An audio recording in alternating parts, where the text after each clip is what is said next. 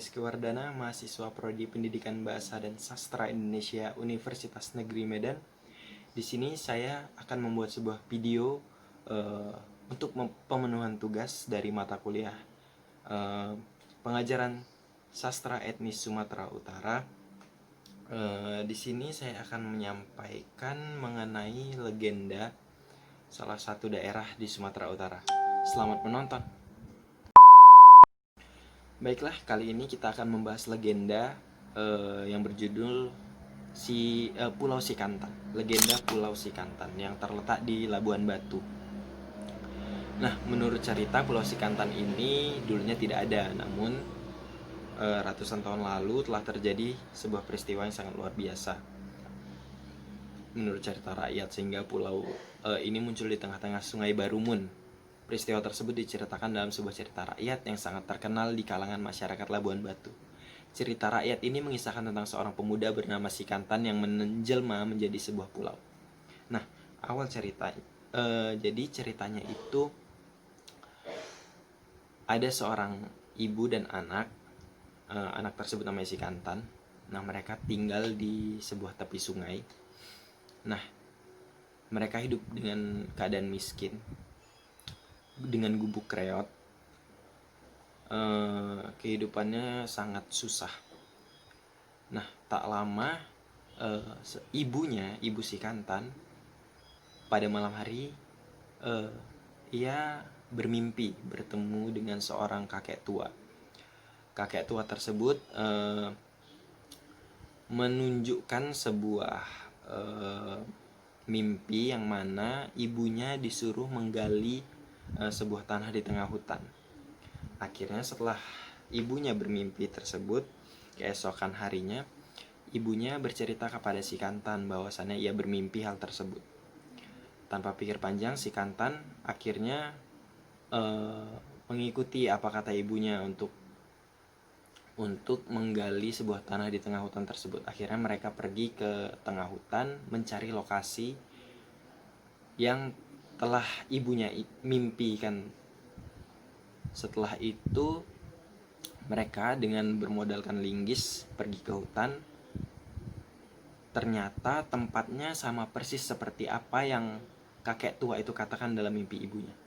Akhirnya tanpa pikir panjang mereka menggali sebuah tanah, menggali tanah di tengah hutan tersebut, dan ternyata benar ada sebuah benda terbungkus kain putih. Tanpa pikir panjang mereka membawa benda tersebut pulang. Setelah dibuka ternyata isinya adalah tongkat emas dengan berhiaskan permata.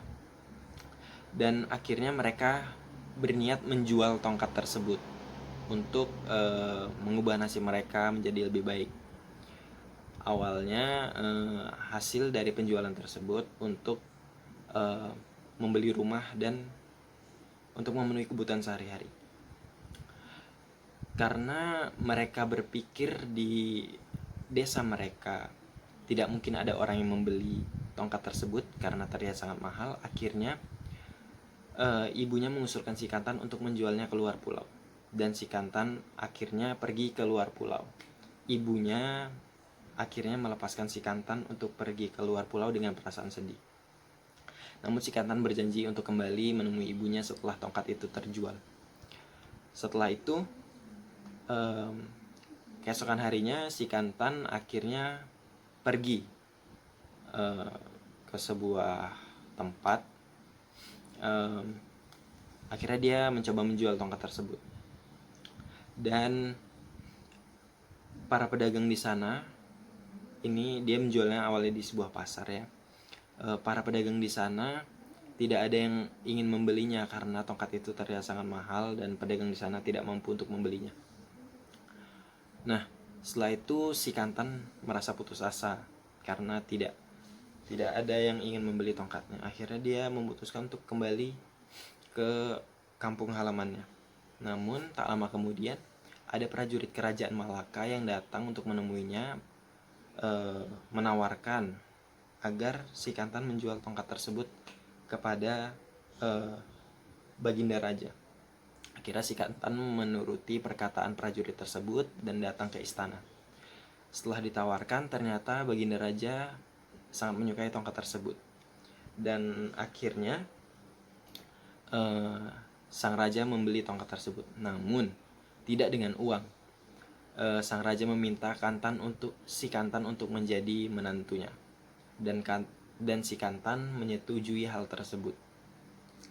Dan akhirnya si Kantan menikah dengan anak dari Baginda Raja. Setelah beberapa minggu si Kantan tinggal di istana, akhirnya sang istri penasaran ingin bertemu dengan ibu mertuanya karena tidak pernah berjumpa. Awalnya si Kantan menolak akan hal tersebut.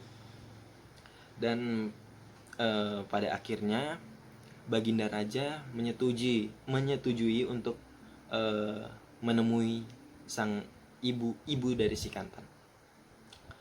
Nah, akhirnya si Kantan menuruti permintaan istrinya untuk menemui ibu mertuanya. Keesokan harinya mereka pergi ke Pulau Sumatera untuk kembali ke kampung halaman si Kantan.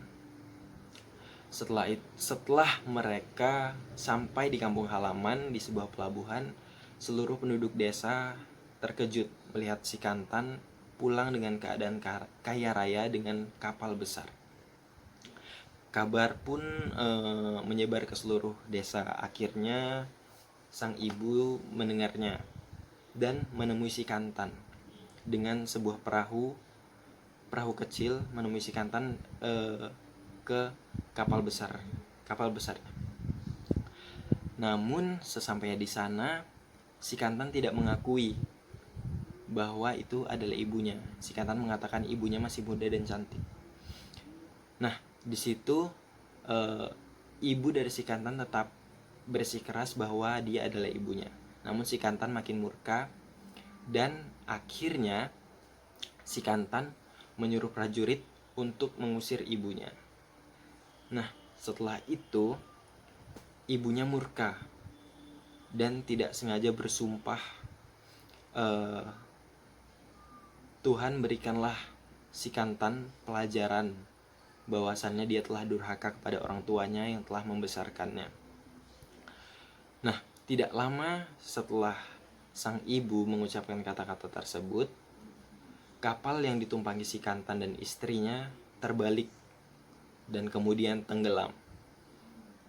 Nah, suasana cuaca saat itu sangat gelap dan sambaran petir di mana-mana. Setelah kapal tenggelam, tak lama kemudian langit kembali cerah. Nah, setelah kejadian tersebut, keesokan harinya baru muncullah sebuah pulau tepat di tempat tenggelamnya kapal tersebut. Nah, pulau itu sekarang bernama Pulau Sikantan.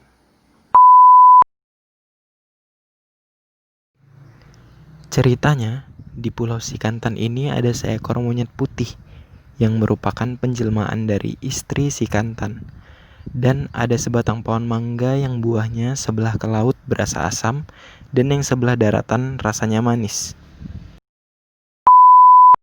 Jadi itulah yang dapat saya sampaikan kepada rekan-rekan semuanya. Semoga bermanfaat. Maaf jika ada kesalahan yang saya sampaikan. Lebih dan kurangnya saya mohon maaf. Wassalamualaikum warahmatullahi wabarakatuh.